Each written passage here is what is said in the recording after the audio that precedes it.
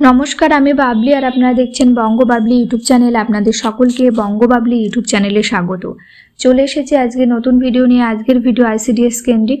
भिडियोटी भालो लागले अवश्यई लाइक करबेन, शेयर करबेन। यूट्यूब चैनेले नतून हये थाकले चैनेलटी सबस्क्राइब करबेन। आईसीडीएस केंद्रिक भिडियो एई चैनेले आपनारा नियमित पेये जाबेन। चलुन आजकेर भिडियो शुरू करी। अंगनवाड़ी केंद्र ना सापेर आड्डाखाना बुझते असुविधाय पड़ते पारेन। এই বেহাল অঙ্গনারী কেন্দ্রটিতে প্রতিদিন 20 জন ছাত্রছাত্রী আসে। সেখানকার অঙ্গনারী কর্মীদের অভিযোগ, বারংবার ঊর্ধ্বতন কর্তৃপক্ষকে জানানোর পরেও এখনো পর্যন্ত কোনো ব্যবস্থা নেওয়া হয়নি।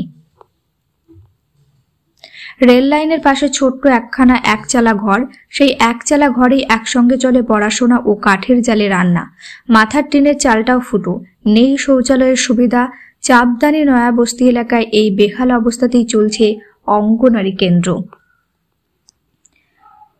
হুগলি জেলার এই বেহাল অঙ্গনারী কেন্দ্রটিতে প্রতিদিন 20 জন ছাত্রছাত্রী আসে। সেখানকার অঙ্গনারী কর্মীদের অভিযোগ, বারংবার ঊর্ধ্বতন কর্তৃপক্ষকে জানানোর পরেও এখনো পর্যন্ত কোনো ব্যবস্থা নেওয়া হয়নি।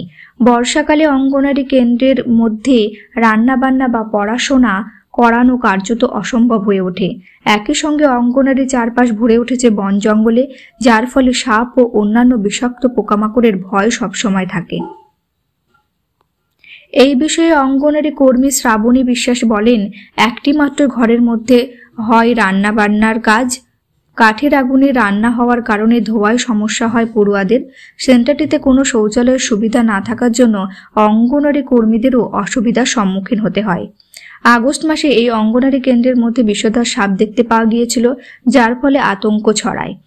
কিন্তু সেই আতঙ্কের মধ্যে প্রতিদিন পড়ুয়ার পড়াশোনা হয়েছে। এই পরিস্থিতিতে অঙ্গনারী কেন্দ্রটির কর্মী ও অভিভাবকদের একটাই দাবি, দ্রুত কেন্দ্রটি সংস্কারের ব্যবস্থা করা হোক। তাহলে এইভাবে পশ্চিমবঙ্গের বিভিন্ন আনাচে কানাচে অঙ্গনারী কেন্দ্রগুলো চলছে। আইসিডিএস কেন্দ্রিক এরকম ভিডিও পেতে চাইলে চ্যানেলটি সাবস্ক্রাইব করে পাশে থাকুন। আপনারা কমেন্ট করে জানাতে পারেন আর কি কি বিষয় নিয়ে ভিডিও বানালে ভালো হয়। চেষ্টা করব সেই সব বিষয় নিয়ে ভিডিও বানানোর। আজকের ভিডিও এখানে শেষ করলাম। সকলে ভালো থাকুন, সুস্থ থাকুন।